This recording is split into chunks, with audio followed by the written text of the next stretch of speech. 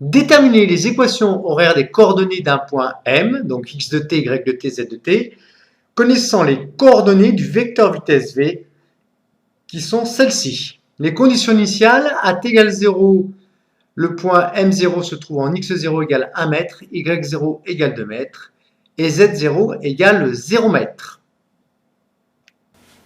Quelles sont les équations horaires x de t, y de t, z de t du vecteur position d'un point M, connaissant en chaque instant les coordonnées du vecteur vitesse du point M qui sont x point, y point et z point.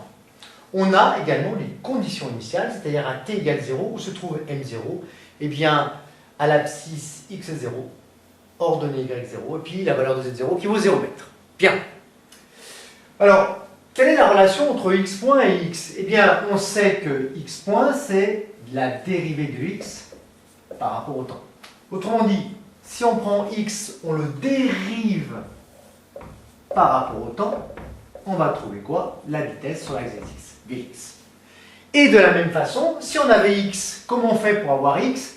Eh bien, il faut trouver la fonction primitive de vx. La fonction primitive de vx, c'est-à-dire la fonction qui dérivée va donner vx. Alors, on change de stylo, il est pourri celui-là. Donc maintenant, on va essayer de trouver donc, les trois primitives de ces fonctions-là. Un petit coup de chiffonnette. Quelle est la fonction qui, dérivée par rapport au temps, donne 2t? Eh bien, c'est tout simplement t au carré. Si je redérive t au carré par rapport au temps, ça me donnera 2t. 2t. Plus quoi? Plus une constante que je note qu'à la dérivée par rapport au temps d'une constante, eh bien, ça donne 0. Pour 4, y point égale 4. Donc, quelle est la fonction qui, dérivée, donne 4? Dérivée par rapport au temps. Eh bien, c'est 4 fois t, plus une constante que je vais appeler k2. En effet, si je redérive 4 fois t plus k2 par rapport au temps, je retrouverai bien 4. Je retrouverai donc bien vy, la vitesse sur l'axe des y. Je vous rappelle que vy, c'est la dérivée de y par rapport au temps. Dernière chose pour z, le plus compliqué, ce qui demande le plus gros cerveau. 2t carré plus 2. Ouïe, ouïe, ouïe. Quelle est la fonction qui, dérivée, va donner t au carré? Ben, c'est t au cube. Mais attention, si je redérive t au cube, ça va donner 3t carré. Donc il faut que je redivise ceci par 3. Plus quoi? Eh bien 2 fois t, si je redérive ça par rapport au temps, je retrouverai 2. Plus quoi? Ben, une constante 4. Parce que la dérivée d'une constante, eh bien ça fait 0.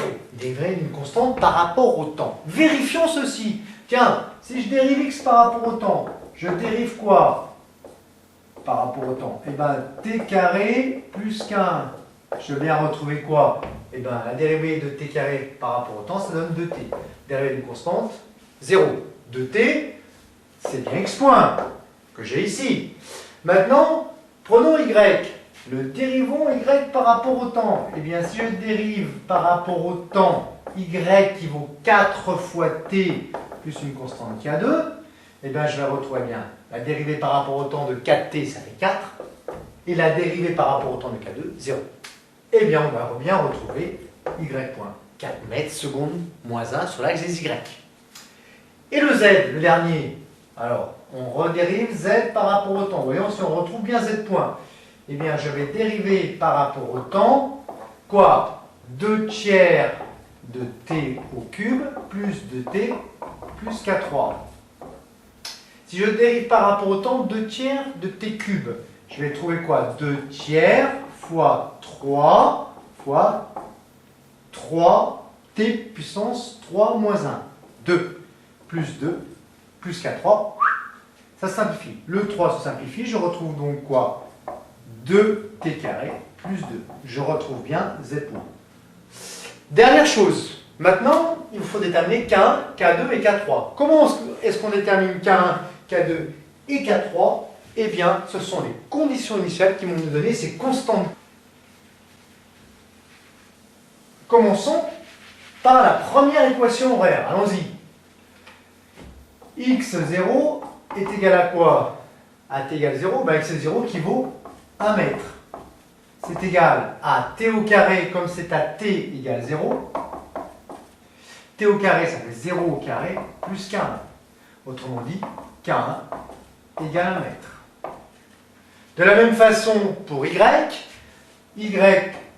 à t égale 0 est égal à y0, 2 mètres. Qui vaut quoi? Eh bien, 4 fois 0 plus k2. Ce qui nous donne k2 égale 2 mètres.